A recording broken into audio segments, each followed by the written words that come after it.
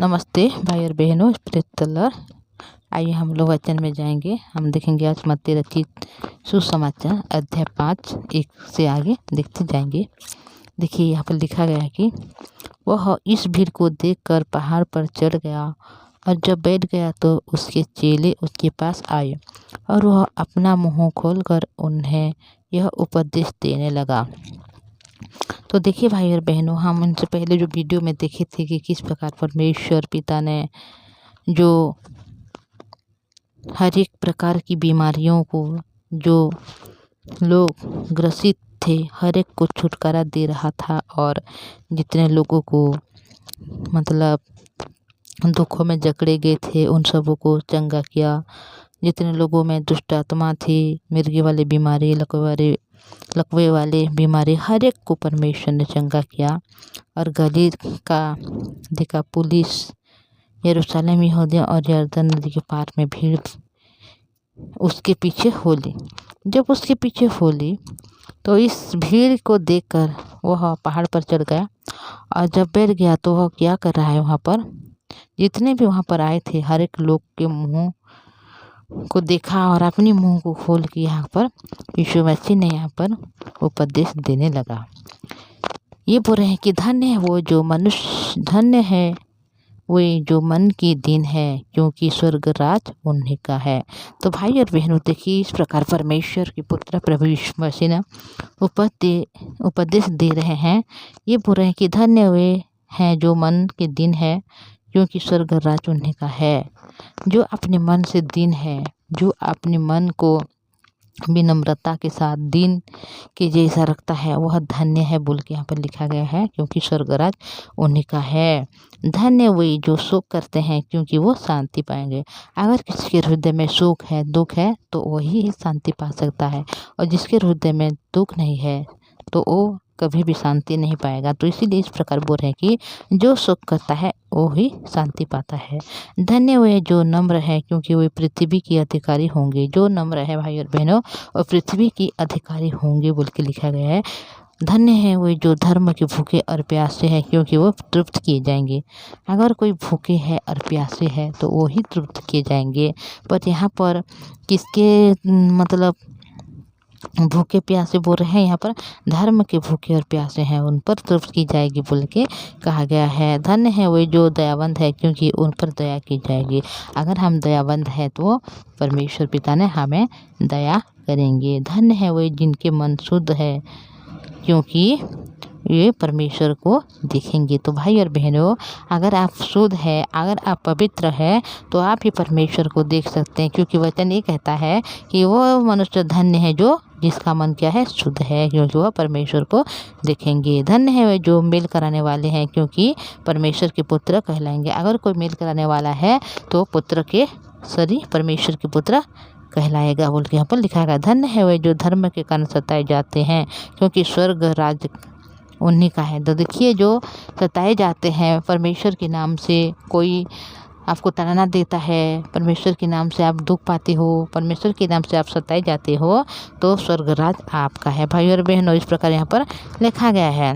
धन्य हो तुम जब मनुष्य मेरे कारण तुम्हारी निंदा करे और सताए और झूठ बोल कर तुम्हारे विरोध में से सब प्रकार की बुरी बातें कहें, तब आनंदित और मगन होना। तो देखिए भाई और बहनों, जब हम अपनी जगह में रहते हैं, अपनी एरिया में रहते हैं, बहुत सारे जो लोग रहते हैं कि यीशु मसीह के जो नाम को सुनते हैं उन लोग घृणा करते हैं। उनके हृदय में इस प्रकार की मतलब भावना है कि यीशु मसीह बोलने से मतलब तुच्छ समझते हैं, हीन समझते हैं, जिस कारण अगर हम लोग खुद को यीशु मसीह की बच्चे हैं या हम लोग क्रिश्चियन हैं, यीशु को जानते हैं, इस प्रकार बोलेंगे तो लोग हमें इस प्रकार से देखते हैं कि वह हमें पसंद नहीं करते, तुच्छ समझते हैं। तो परमेश्वर के वचन ये कहता है कि अगर तुम धन्य हो जब मनुष्य तुम मेरे कारण तुम्हारी निंदा करे और सताएं और झूठ बोल कर तुम्हारे विरोध में सब प्रकार की बुरी बातें कहें। तो भाई और बहनों, जब हम परमेश्वर पिता के यीशु मसीह के निकट आते हैं, उद्धार को पाते हैं, यीशु के लहू को जब हम ग्रहण करते हैं, इसके बारे में अगर हम किसी और को प्रचार करते हैं, सुसमाचार को सुनाते हैं, तभी लोग हमें विरोध करते हैं, हमें बोलते हैं कि तू क्यों यीशु को मतलब मानता है तो क्यों यीशु को ग्रहण किया है, तो क्यों क्रिश्चियन बन गया है। क्रिश्चियन बनने से ऐसे प्रकार की समस्या होती है, पीड़ा होती है, जो बहुत ज़्यादा बाधा होती है ज़िंदगी में आगे बढ़ने के लिए। बहुत सारे ऐसे चीज़ है भाई और बहनों, जो बहुत सारे जो लोग यीशु को नहीं जानते, सच्चाई को नहीं जानते, यीशु के हृदय को नहीं जानते, उन सभी लोग इस प्रकार बोलते हैं और उन लोग ज़्यादा से ज़्यादा घृणा करते हैं हमें। तो परमेश्वर की वचन ये कहता है कि अगर तुम्हें कोई मतलब मेरे कारण सताता है, निंदा करता है और झूठ बुलवा बुलवा कर तुम्हारे विरोध में सब प्रकार की बुरी बातें कहता है, तब आनंदित और मगन होना। तो देखिए भाई और बहनों, परमेश्वर की वचन ये कहता है अगर हमें कोई सता रहा है, कोई हमारे विरोध में उल्टा पुल्टा बात कर रहा है, तो हमें क्या करना चाहिए? आनंदित होना चाहिए, क्योंकि तुम्हारे लिए स्वर्ग में बड़ा फल है। इसलिए कि उन्होंने उन भविष्यवक्ताओं को जो तुमसे पहले थे इस रीति से सताया था। तो भाई और बहनों देखिए, यहाँ पर परमेश्वर की वचन ये कहता है कि अगर हमें कोई सताता है, कोई विरोध करता है, कोई हमें बिना मतलब दोष में दोषी बनाता है और हम लोगों को निंदा करता है, अपमान करता है, तो हमें क्या करना चाहिए? आनंदित होना चाहिए, मगन होना चाहिए, क्योंकि जो हमसे पहले जो भविष्यवक्ता लोग आए थे उन सभी का भी इस प्रकार हाल हुआ भाई और बहनों।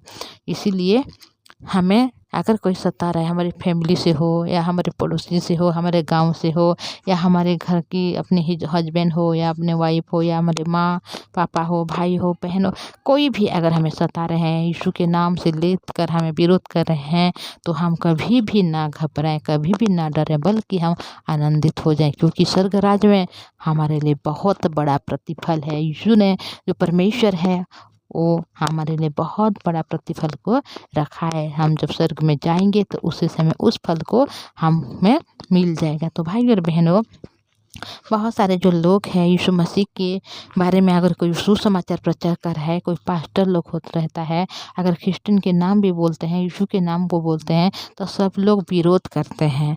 लेकिन हमारे जो इस देश में, जब हमारे जो इंडिया में जब हम रहते हैं, इंडिया को एक मतलब इस प्रकार राष्ट्र बनाया गया है कि धर्मनिरपेक्ष राष्ट्र बोल के। इस देश में इस प्रकार की मतलब एक जो मतलब नियम है, एक जो इस प्रकार आइन है कि इस भारत में हर एक मनुष्य यहाँ पर वास कर सकता है और हर एक मनुष्य अपने परमेश्वर के बारे में हर एक लोगों को प्रचार कर सकता है। किसी के कोई भी भेद और भाव नहीं है।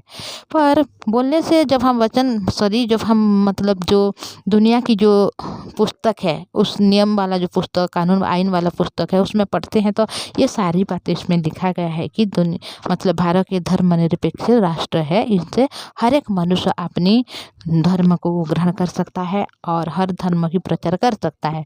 पर भाई और बहनों, जब हम देखते हैं दुनिया जितना भी धर्म है, जैसे कि हिंदू है, मुस्लिम है, सिख है, ईसाई है, और जितने भी मतलब धर्म है, हर एक धर्म के लिए हर एक धर्म के लोगों को मतलब हर एक लोग मतलब सहमति रहते हैं, हर एक लोग उनके मतलब बातों को सुनते हैं और कोई भी उनको विरोध नहीं करते।